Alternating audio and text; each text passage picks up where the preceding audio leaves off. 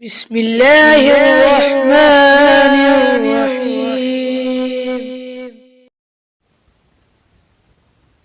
حضرت صلی اللہ علیہ وآلہ وسلم پر وحی کا ابتدائی دور اچھے سچے پاکیزہ خوابوں سے شروع ہوا۔ آپ خواب میں جو کچھ دیکھتے وہ صبح کی روشنی کی طرح صحیح اور سچا ثابت ہوتا۔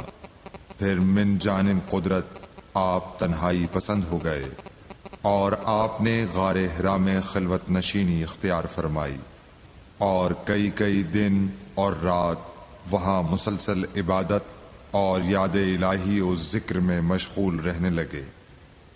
جب تک گھر آنے کو دل نہ چاہتا توشہ ہمراہ لیے ہوئے وہاں رہتے۔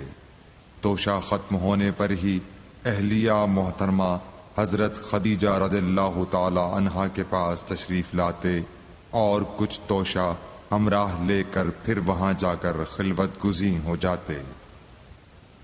یہی طریقہ جاری رہا یہاں تک کہ آپ پر حق منکشف ہو گیا اور آپ غار حرا ہی میں قیام پذیر تھے کہ اچانک حضرت جبرائیل علیہ السلام آپ کے پاس حاضر ہوئے اور کہنے لگے کہ اے محمد پڑھو۔ آپ فرماتے ہیں کہ میں نے کہا کہ میں پڑھنا نہیں جانتا۔ آپ صلی اللہ علیہ وسلم فرماتے ہیں کہ فرشتے نے مجھے پکڑ کر اتنے زور سے بھینچا کہ میری طاقت جواب دے گئی۔ پھر مجھے چھوڑ کر کہا پڑھو۔ میں نے پھر وہی جواب دیا کہ میں پڑھا ہوا نہیں ہوں۔ اس فرشتے نے مجھ کو نہایت ہی زور سے بھینچا کہ مجھ کو سخت تکلیف محسوس ہوئی۔ پھر اس نے کہا کہ پڑھ۔ میں نے کہا میں پڑھا ہوا نہیں ہوں۔ فرشتے نے تیسری بار مجھ کو پکڑا اور تیسری مرتبہ پھر مجھ کو بھینچا۔ پھر مجھے چھوڑ دیا اور کہنے لگا کہ پڑھو اپنے رب کے نام کی مدد سے جس نے پیدا کیا اور انسان کو خون کی پھٹکی سے بنایا۔ پڑھو اور آپ کا رب بہت ہی مہربانیاں کرنے والا ہے۔ بس یہی آیتیں آپ حضرت جبرائیل علیہ السلام سے سن کر اس حال میں غار حرا سے واپس ہوئے کہ آپ کا دل اس انوکھے واقعے سے کانپ رہا تھا۔ آپ حضرت خدیجہ کے ہاں تشریف لائے اور فرمایا کہ مجھے کمبل اوڑھا دو، مجھے کمبل اوڑھا دو۔ لوگوں نے آپ کو کمبل اوڑھا دیا۔ جب آپ کا ڈر جاتا رہا تو آپ نے اپنی زوجہ محترمہ حضرت خدیجہ رضی اللہ تعالی عنہا کو تفصیل کے ساتھ یہ واقعہ سنایا اور فرمانے لگے کہ مجھ کو اب اپنی جان کا خوف ہو گیا ہے۔ آپ کی اہلیہ محترمہ حضرت خدیجہ رضی اللہ تعالی عنہا نے آپ کی ڈھارس بندھائی اور کہا کہ آپ کا خیال صحیح نہیں ہے۔